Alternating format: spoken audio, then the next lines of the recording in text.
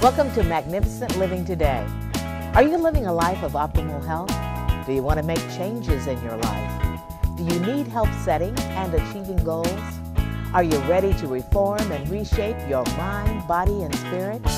Are you looking for more balance in your life? Many of us are thinking about starting a better lifestyle program, both for ourselves and or our family. We all know how difficult it can be to motivate others when we ourselves are not motivated.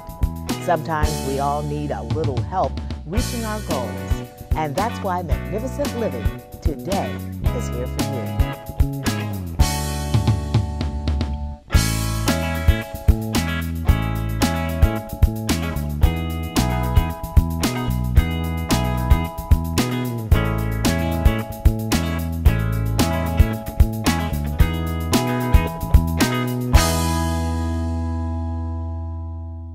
Welcome to Magnificent Living Today. Again, I'm joined today with Alexis Scott. Welcome, Alexis. From Thank you. Real Food for the Soul. Why don't you tell us a little bit about Real Food for the Soul? Real Food for the Soul is my company, and what I do is I help people cultivate an awareness about living a better life. And the reason I named it Real Food is because it's partially because of the real food in terms of pesticides and genetically modified food, so authentic food that really comes from the earth that hasn't been tampered with, but also genuine, authentic food for your spirit and your soul. When I think of food for my soul, I think of love and peace and joy and all of those things. So I think it really encompasses what your soul needs to be nourished. So Exactly. I love that name. Thank you. We're here today and we're going to be talking about resolution versus goal setting and why resolutions basically don't work. 50% of Americans every year make a New Year's resolution. Out of that 50%, 88% of the people fail miserably. And we're going to talk about the reasons why resolutions don't work and why people fail. I always say in order to succeed, you need three things: a wishbone, a backbone, and a funny bone. I thought that was Because hilarious. you got to first start with the wish. What is it that I absolutely wish for? And then, is that something that you need, and is it necessary? Because when things become necessary, when you need them, when you wish for them, when that's your deepest desire, you'll find a way to get them. But finding your deepest desire first is key, and then realizing that it's going to take backbone to do it. Because there are going to be days that are tough. You are going to backslide and side slide, and you know, it's going to be difficult. But the difficulty, part of the difficulty is part of the lesson. And then having the funny bone, being able to laugh about it when you fail. Because there are going to be times when you are trying your darndest to make it work, and the simple fact that you're trying so hard, just everything falls apart. You're trying too hard. Right. And when you're trying too hard to look at yourself and be able to go, look at you, look what you're doing. This is simply not working, and laugh about it. Because when I laugh about things, they always feel better to me. Laughter massages the insides. The wishbone part I love. The wishbone is like the desire or the intention. And then the backbone is the courage, you know, and the inner strength that you have to pull off the intention. And then the funny bone is the humor, that you have to kind of take things not so serious. It can't be with so much determination, because if you look at nature, it doesn't, like the leaf doesn't say, okay, I'm gonna grow, I'm gonna be nice and green. It just grows into this beautiful leaf.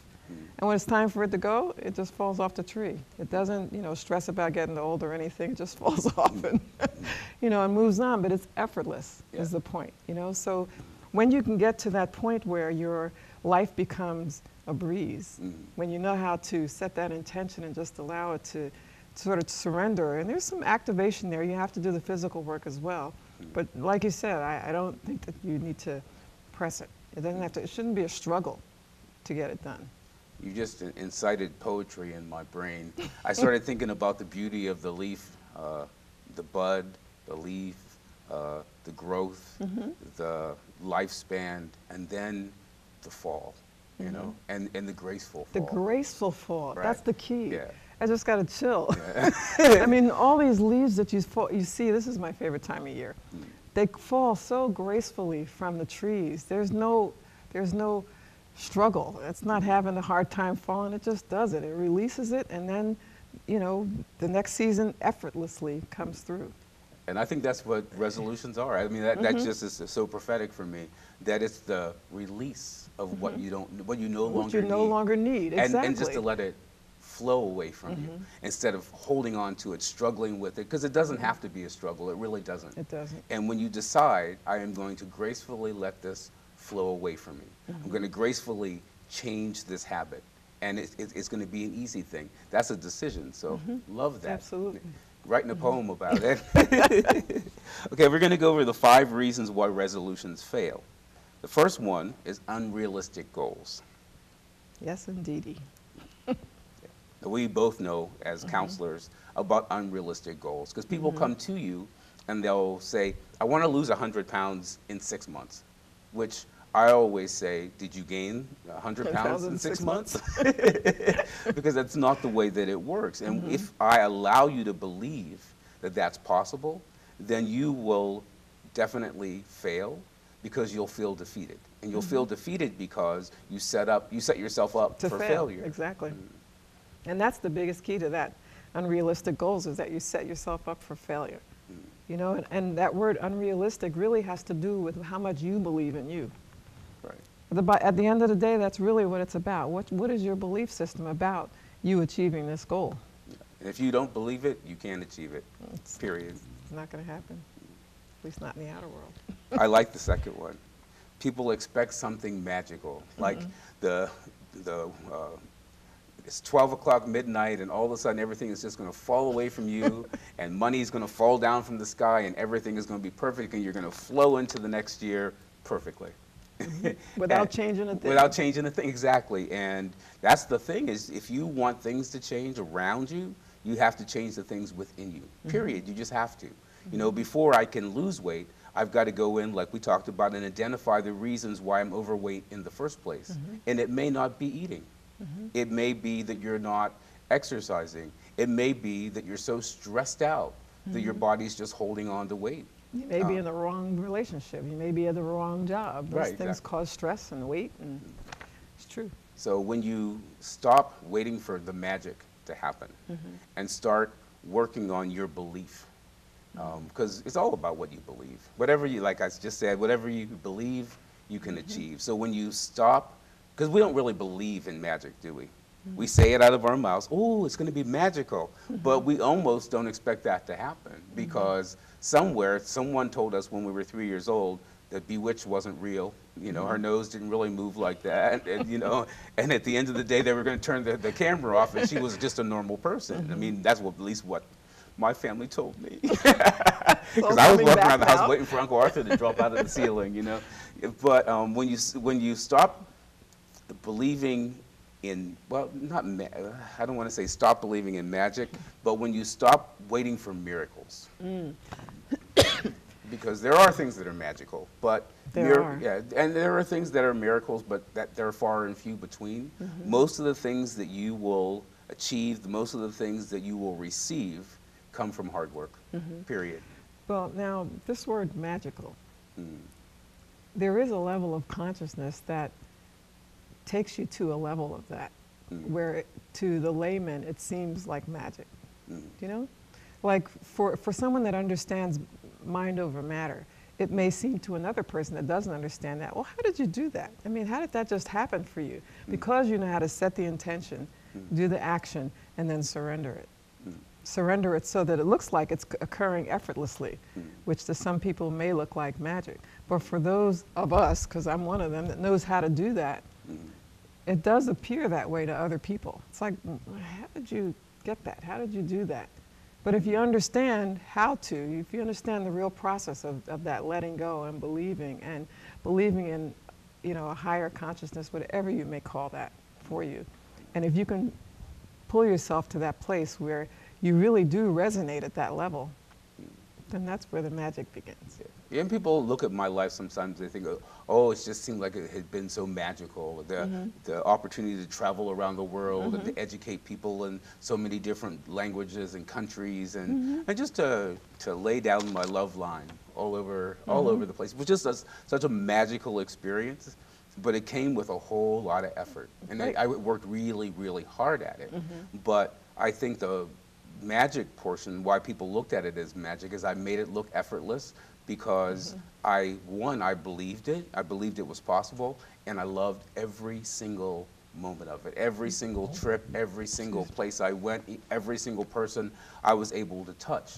And the love of seeing things materialize made it seem magical. Yeah. Right. So there is magic, but don't expect magic to happen every single time. And your perception of magic. Yeah, exactly. The third reason is you're still surrounded by temptation. Oh, that's a big one. Well, you know, it's the holiday season, and Temptation. temptation is all around you. There's the food. And I love, my favorite client is the one who says to you, I'll be ready to do this when. You know, they start off with let's say September, and it's the beginning of the school year, and they'll say, well, you know, I got to get the kids back in school and get them all set up. And as soon as I get them all set up back in school, then I'm going to get right back to my exercise program. And they go on and on and on. And they might come in and work out 2 or 3 weeks, and then it's the holidays. then it's Halloween. Oh, there's so much Halloween candy in the house, and all that temptation is there.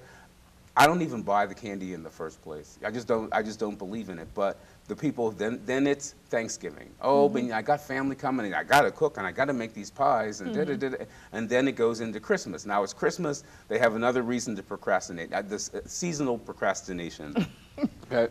Then it's New Year's, and they're ready to set that resolution, and then, oh yeah, I'm going to do this, I'm going to do this. As soon as the weather gets a little bit better, because it's still a little bit too cold, or I still haven't gotten out of the holiday spirit yet.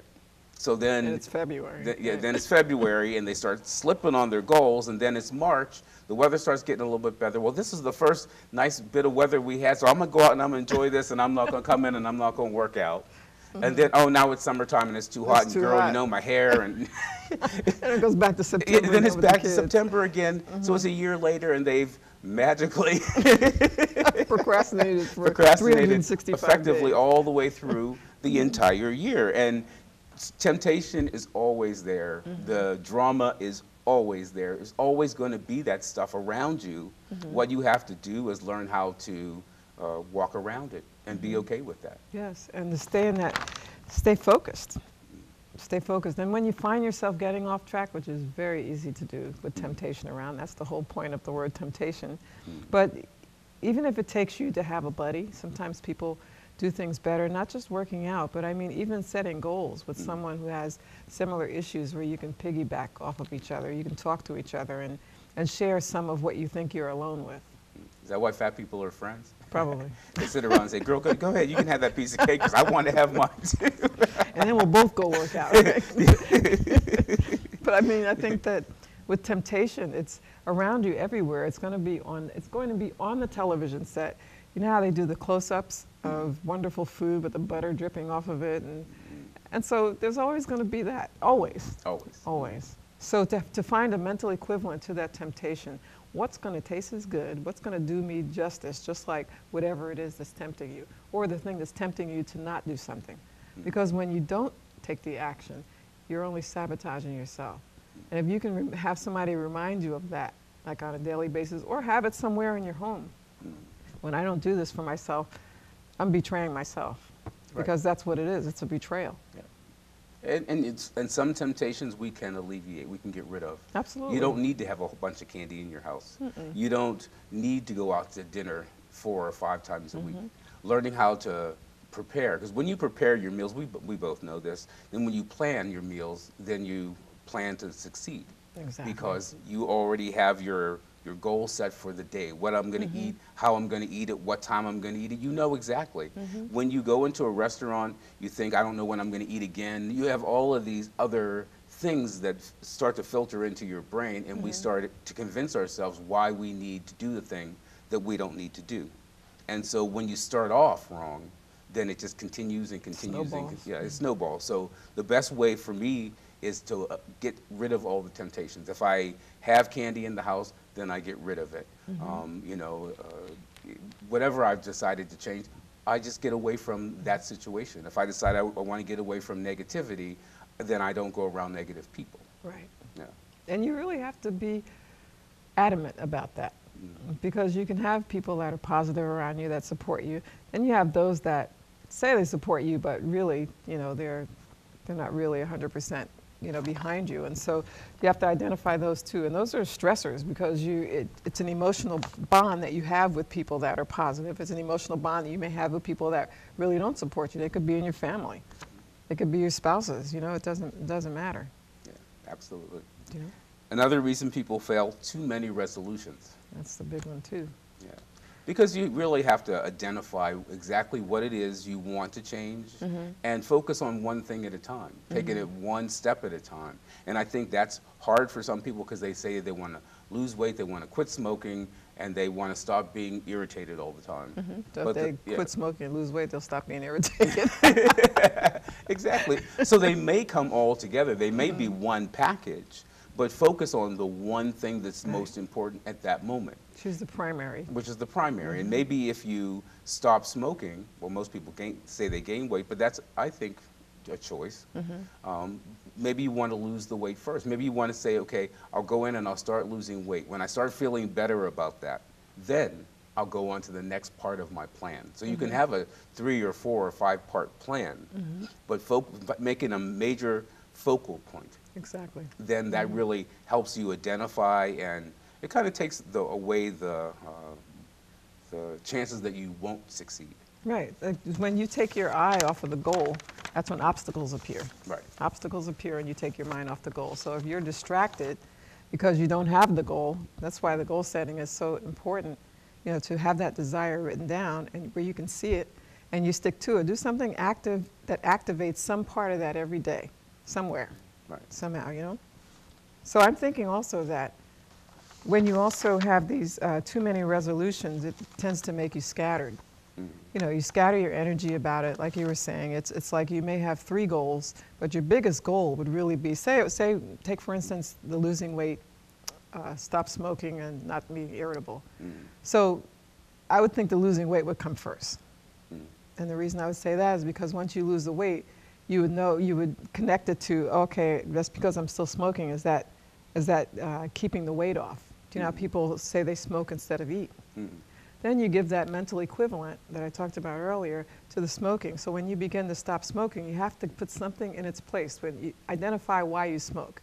Is it a physical, you know, is it, you know, something because you have to have something in your mouth? Is it to detract you from, or distract you from something else that's not going well? Is it a smoke screen? Do you know, for what's not going well in your life? So when you identify those and you come back to the point of, okay, so now I've lost weight, I've quit smoking, I'm not irritable anymore. So when you put it in that order and you keep it to like 3 things minimal. Yeah, and it's the order of things, and saying, I'll start with these 3 things or these 2 things, or I might start with the idea that these are the 5 things that I want to change, and I'll start with number 1. So it's identifying what the priority is. And when you focus on those things, you find your support system as well. That's crucial, finding that support system. And the last one is going in blind, and that's about making the plan, and that's where the goal setting, in my opinion, comes in. I think it is paramount, if you want to make any change in your life, that you go in and you make a plan for how you are going to achieve that. And without a plan, it's like people who plan their wedding and then forget to plan their marriage. They spend months and years planning the perfect wedding exactly the way they want it, in the church where they want to go, and then all that falls away, and it's 6 months later, and now what are we going to do? Now we're 2 people that are married, the presents are all opened up, or they're in use. Now we have to actually learn how to like each other. But the plan should have been from the beginning that we'll start off our marriage this way. You know, you'll go to school for the first year, or I'll go and do this. Having that plan makes it so much more simple and structured. And there's nothing wrong with structure. Some people, they just are so afraid of structuring things. And I say, until I start to put my intention on the structure of things, then I really don't know the direction that I'm going to move in. I really don't know how to get there. It's kind of like deciding that I'm going to go to France and with no airplane. You know, how am I going to get there? And until I know how I'm going to get there, exactly how I'm going to get there, then I have a clear roadmap to success. I'm going to fail. I'm going to get lost along the way without the map. And even if you do get lost along the way, or you fall off the path, when you have that goal, you can still get back on and pick up where you know there's still a blueprint for you. Right. And where there's a blueprint, you can always go back, and you do modify it on the way. Some things may change. You may feel differently about some things that you may have felt differently about 6 months ago. But you can always modify it, but you stay on that path. Yeah, and it's all about staying on your path. Yes, it is, one way or another. One way or another. Okay, well, throughout the rest of the holiday season, we're going to be talking to you about setting smarter goals. I'm looking so forward to helping you flow into 2013. Can you believe we're talking about 2013 already? And flow is such a wonderful word, Yeah. 'cause that's exactly what we were talking about earlier, effortless. It should be effortless. Yeah. Don't you want to get to that point in your life where things just flow for you? I love that word, because that means you're going downstream with the flow. You're not resisting and going upstream in your canoe, doing all this work, and it's like, turn the boat around and you'll just go with the flow. Yeah. So much easier. So much easier. Well, thank you again for being here. And we're going to be talking about going into the flow later on in the show, or later on in the season. We'll look forward to getting you again flowing into 2013. Thank you for joining us. Thank you for having me. Namaste. Namaste.